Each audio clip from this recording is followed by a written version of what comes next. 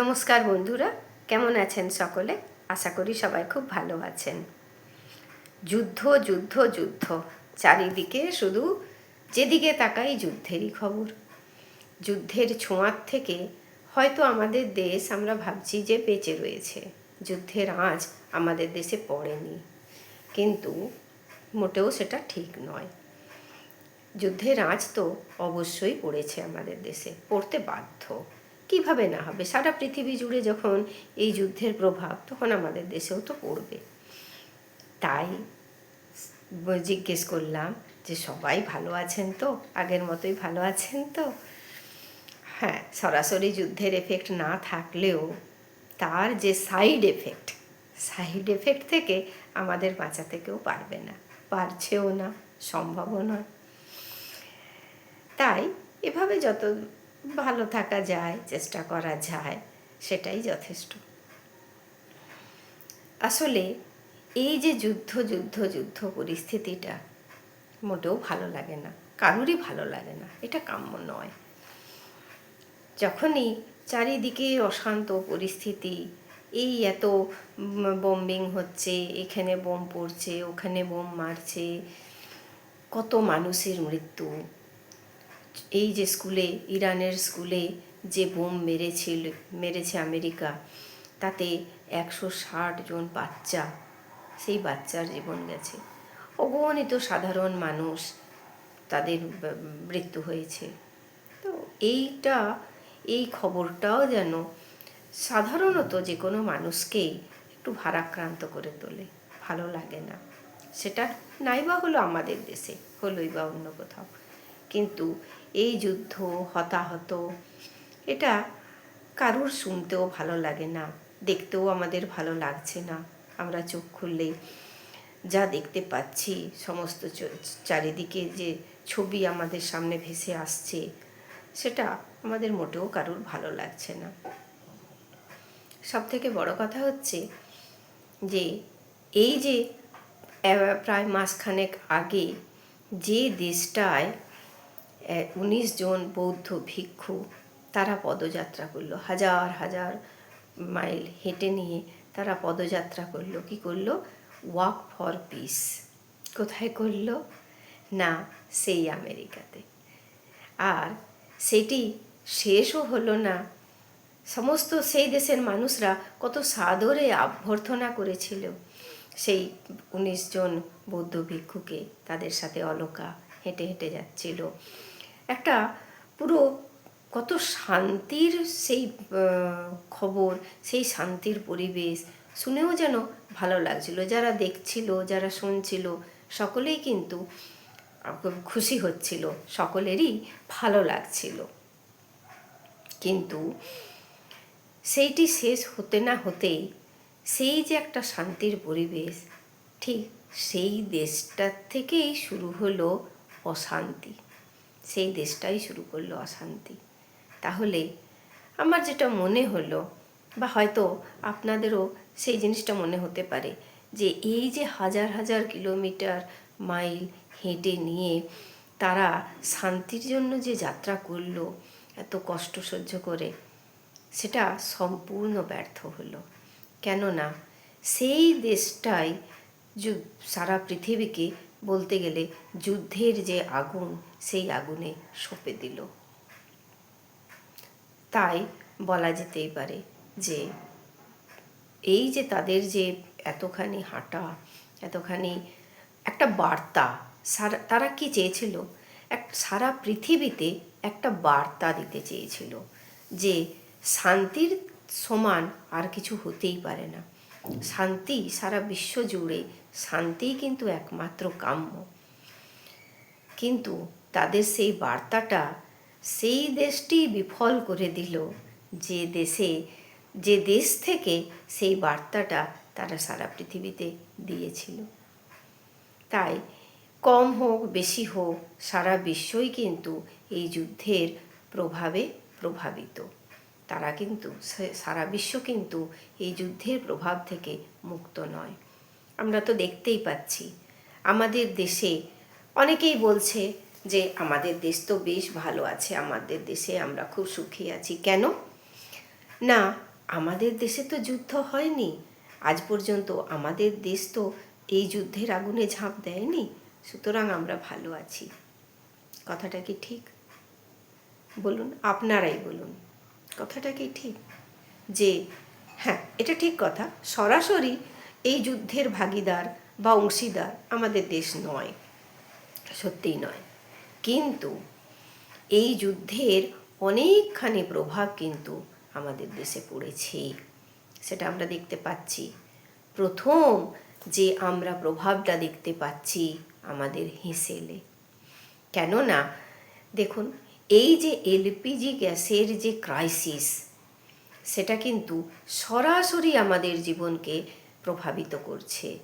সেটা আমাদের domestic এলপিজির cylinder হোক, সেটা আমাদের পরিবারের উপরে হচ্ছে, অথবা আমরা দেখতে পাচ্ছি বিভিন্ন বড় বড় শহরে, মেট্রোপলিটন শহরে, যেখানে কমার্শিয়াল গ্যাস সিলিন্ডার না পাওয়ার জন্য অনেক ছোট বড় যারা রেস্টুরেন্ট ছিল, হোটেল ছিল, যারা ব্যবসা করতেন, তাদের কেউ কেউ হয়তো কিছুদিনের জন্য সাময়িক তাদের সেই ব্যবসা বন্ধ করেছেন, অথবা যারা এখনও চালিয়ে যাচ্ছেন তারাও কিন্তু আশঙ্কায় রয়েছেন, আদৌ তারা চালাতে পারবেন তো? তারা যদি না চালাতে পারেন, তাহলে কত বড় একটা প্রভাব তাদের উপরে পড়বে ভাবুন তো, রুজি রুটির উপরে পড়বে। যে মানুষগুলো একটা ছোট খাবারের স্টল, একটা হোটেল, কোনো কিছু করে তাদের বেশ রুজি রুটি চলছিল, তাদের সংসার চলছিল, আজকে সেটি যখন বন্ধ হয়ে যাবে, তাহলে সেটা কিন্তু তাদের পুরো পরিবারের ওপরে সেই প্রভাবটা কিন্তু পড়বে, তাদের পুরো পরিবার সাফার করবে। শুধু এইটুকুই নয়, এইবারে তারা যে ফাস্টফুডের দোকান, হোটেল যা কিছু চালাচ্ছিলেন, যে সমস্ত মানুষ কাজে কর্মসূত্রে তাদের সারা দিনটা বাইরে বাইরে কাটাতে হয়, তাদের কিন্তু অসুবিধেতে তারাও তো পড়বেন। তাদেরও কিন্তু সারা দিনে যে খাবারের যে ব্যবস্থা ছিল সেটা পড়বে, তাহলে প্রভাব তো অবশ্যই। তাদেরকে কিছু অল্টারনেটিভ চিন্তা ভাবনা করতে হবে, হয়তো বা খাবার তো পাবেন, কিন্তু দাম বেড়ে যাবে। আমরা তো আশা করছি, আশঙ্কায় সবাই রয়েছে দেশবাসী, যে পেট্রোল ডিজেলের দাম যদি বেড়ে যায়, তাহলে কিন্তু তার সরাসরি প্রভাব আমাদের প্রত্যেকের জীবনের ওপর পড়তে বাধ্য। তাই একটাই শুধু সারা বিশ্বের সাথে আমাদেরও একটাই কামনা, যে যত তাড়াতাড়ি সম্ভব এই যে যুদ্ধরত যে দেশগুলো, তাদের একটু সুবুদ্ধি হোক, তারা কমসে কম যে শান্তি, সেই রাস্তাটা যেন বেছে নেন।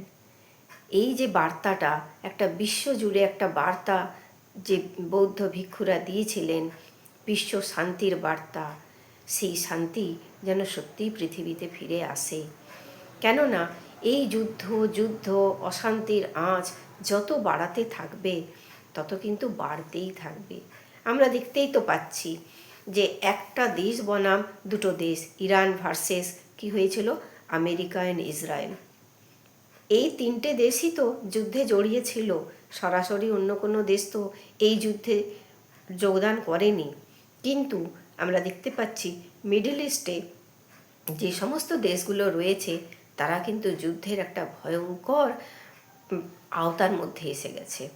তাদের দেশে এয়ারপোর্ট হোক, নানা জায়গায় হোক, বম্বিং হচ্ছে, সব কিছু হচ্ছে, অশান্ত। সারা পৃথিবী জুড়ে, সমস্ত দেশ জুড়ে একটা অশান্তি, সেটা সকলের মধ্যেই অশান্তি, সারা বিশ্ব জুড়েই সব কিছু।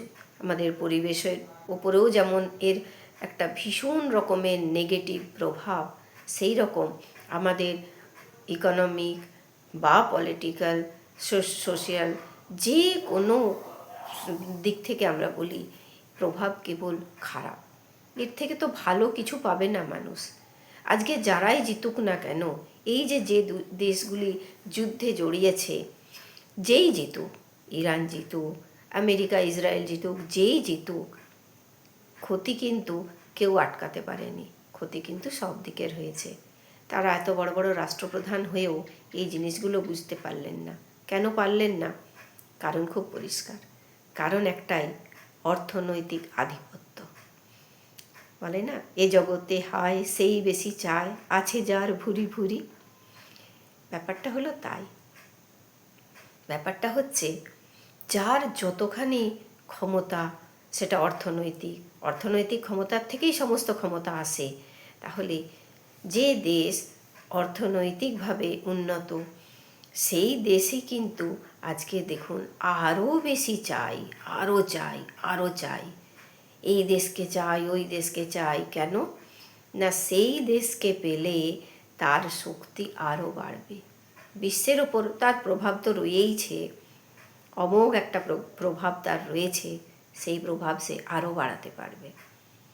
তার জন্য তাহলে এই যে পাওয়া, তার পাওয়া, সেই দেশের পাওয়া, সেই দেশের আধিপত্য, শুধুমাত্র এইটুকু বাড়াবার জন্য সারা বিশ্বে এতখানি অস্থিরতা তারা তৈরি করে দিয়েছে। আজ আমাদের ওপরেও সেই অস্থিরতার আঁচ এসে পড়েছে। আরও কতখানি আসবে তা আমরা জানি না। শুধু এটুকুই আশা আমরা করতে পারি, যাতে যত তাড়াতাড়ি সম্ভব এর থেকে সারা বিশ্ব যেন মুক্ত হয়। আমাদের এখন যে সত্যি কথাই তো আমরা ভীষণ চিন্তায় রয়েছি, প্রত্যেকেই চিন্তায় রয়েছেন যে সরাসরি যুদ্ধ নাইবা হলো, কিন্তু এর যে প্রভাব অন্তত এখন পর্যন্ত আমরা যা দেখতে পাচ্ছি, এলপিজি সিলিন্ডারের ক্রাইসিস নানাভাবে। যাই হোক, একটা আশার আলো আজও দেখলাম, যেটা আমাদের পশ্চিমবঙ্গের জন্য। আমাদের পশ্চিমবঙ্গের যিনি মুখ্যমন্ত্রী, তিনি কিছু সদর্থক পদক্ষেপ অবশ্যই করতে চলেছেন। কেননা সুযোগ সব থেকে বড় হচ্ছে অপব্যবহার যা হয়, সেটা হচ্ছে সুযোগের অপব্যবহার। এই যে একটা যুদ্ধ পরিস্থিতি, চারিদিকে ক্রাইসিস, নেই, এই রব তুলে নিয়ে কিছু মানুষ আছে যারা ফায়দা তুলে নেবেন, ফায়দা তুলতে চায়, সুযোগটা তুলতে চায়। তারা অনৈতিকভাবে নানা রকমভাবে গ্যাস সিলিন্ডার মজুদ রেখে তার কালোবাজারি করে মানুষের হয়তো যতখানি কষ্ট হওয়ার কথা নয়, মানুষকে সেই কষ্টের মধ্যে তারা ফেলবে। তাতে কি হবে? তারা অর্থনৈতিকভাবে লাভবান হবে। যাই হোক, একটাই আশার আলো আজকে দেখলাম, সেটা হচ্ছে আমাদের মুখ্যমন্ত্রী এর বিরুদ্ধে একটা কিন্তু সঠিক সদর্থক একটা পদক্ষেপ নিতে চলেছেন। উনি কিছু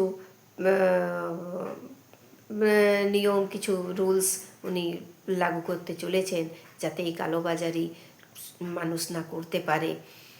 অন্তত সাধারণ মানুষ যাতে এই সাফারিং থেকে রক্ষা পেতে পারে। আমরা সেই আশার দিকেই তাকিয়ে থাকব। অন্তত আমাদের পশ্চিমবঙ্গে, সারা দেশে তো সেই দেশের সরকাররা কিছু না কিছু হয়তো ব্যবস্থা নিশ্চয়ই করবেন, যাতে মানুষের অসুবিধে না হয়। তারাও হয়তো সেদিকে ব্যবস্থা করবেন, আমরা এটুকু আশা তাদের কাছে রাখবো। সব থেকে বড় আশার কথা হলো আমাদের পশ্চিমবঙ্গে অন্তত উনি পদক্ষেপটুকু তো নিয়েছেন, এটাই কম কথা কি বলুন? আমাদের জন্য এটাই কিন্তু একটা আশার আলো, যে অবশ্যই তিনি কিছু না কিছু, উনি যেরকম পদক্ষেপের কথা বলেছেন যে কালোবাজারি হতে দেওয়া হবে না, মানুষের চাহিদা যাতে ঠিকঠাকভাবে পূরণ করা হয় সেদিকে লক্ষ্য রাখা হবে। আশা করি এইটুকুও যদি উনি ঠিকঠাক করেন, তাহলে কিন্তু আমাদের অনেকখানি উপকার হয়। আমরা কিন্তু এই যে যুদ্ধের আঁচ, সেই আঁচ থেকে কিছুটা হলেও কিন্তু আমরা রক্ষা পেতে পারি। তাহলে এইটাই আমরা একটা আশা, এই আশা নিয়েই আমরা তাকিয়ে রয়েছি, অন্তত সেইটুকু ঠিকঠাকভাবে পূরণ হোক। এরপরেও সেটা হচ্ছে যে সব থেকে বড় যেটা আশা আমাদের, সেটা যেন এই যুদ্ধ থেমে যায়, এই যুদ্ধ থেকে যেন বিশ্ব অব্যাহতি পায়। আজকের কত সৈন্য যারা রয়েছেন, যারা মারা যাচ্ছেন, এই যে জাহাজের পর জাহাজ ধ্বংস হচ্ছে, এই একটি ঘটনায় অন্তত আমার ভীষণভাবে খারাপ লেগেছে, আমার ভীষণ ব্যথিত হয়েছি যে এই যে ইরানের একটি জাহাজকে আমাদের ভারত মহাসাগরে আমেরিকা টর্পেডো দিয়ে ডুবিয়ে দিয়েছে, টর্পেডো মেরে ডুবিয়ে দিয়েছে। সেই নৌবাহিনী, যারা নৌসেনা, ইরানীয় নৌসেনা, তারা কিন্তু এসেছিলেন ভারতীয় নৌসেনাদের সঙ্গে যৌথভাবে মহড়া দিতে। সেই মহড়া দিয়ে তারা ফিরে যাচ্ছিলেন, দেশে ফিরে যাবেন, পরিবারের কাছে ফিরে যাবেন। আজকে তাদের জীবনটা ওখানে শেষ হয়ে গেল, তাদের কোনো দোষ ছিল না। তাহলে এই রকম, এটা তো একটা ঘটনা, এরকম কত কত ঘটনা এই যুদ্ধকালীন পরিস্থিতিতে হয়ে চলেছে। আমরা একটাই আশা করব যে এসব জিনিস বন্ধ হোক। আমরা সবাই মিলে যদি সেই প্রার্থনাটুকুই করি যে এই যুদ্ধ চাই না যুদ্ধ, শান্তি, বিশ্ব জুড়ে শান্তি, দেশ জুড়ে শান্তি, সকলের মধ্যে শান্তিটাই আমরা চাই। আমরা সকলের মিলে সেই প্রার্থনাই করি যে এই যুদ্ধের যে বাতাবরণ, এটা যেন শেষ হয় আর শান্তি যেন আবার ফিরে আসে। ব্যাস, আজ এইটুকুই। অনেক বক করে নিলাম, অনেক কিছু বলে নিলাম। বলার মতো যেন মনে হচ্ছে এখনও আরও অনেক কিছু বাকি রয়ে গেছে। যাই হোক, আজকে অন্তত এর একটা পার্ট আমি বললাম। আশা করছি যে এর একটা পরবর্তী পার্টও আমি আবার তৈরি করব। যে এই যে দুঃখ যন্ত্রণা, এই যে কষ্ট, এটা মানুষের যাতে লাঘব হয়, মানুষ যেন এখান থেকে আবার সুস্থভাবে শান্তিপূর্ণ জীবনযাত্রায় ফিরে আসতে পারে, এইটুকুর আশাতেই আজকের এই ভিডিও আমার শেষ করলাম। আপনারাও সকলেই প্রার্থনা করুন, নিশ্চয় করছেন, সকলেই প্রার্থনা করছেন যে এই পরিস্থিতির থেকে বিশ্ব যেন বেরিয়ে আসে, শান্তির পরিবেশ যেন আবার ফিরে আসে, সেই প্রার্থনা সকলেই করছেন। তাও বলি, সকলে মিলে সেই প্রার্থনাই করুন আমাদের বিশ্বে যেন আবার শান্তি ফিরে আসে, আমরা যেন আবার সবাই ভালোভাবে থাকি। ধ্বংস যা হয়ে গেছে তা তো আমরা ফিরিয়ে আনতে পারবো না, কিন্তু সেই ধ্বংস যাতে আস্তে আস্তে পূরণ হয়ে আবার যেন সব কিছুর মধ্যে আনন্দ, খুশি, নতুন করে গড়া আবার যেন শুরু হয়, সেই আশা নিয়ে আজকের এই ভিডিও আমি শেষ করলাম। সকলে ভালো থাকবেন, সকলকে ভালো রাখবেন। ধন্যবাদ।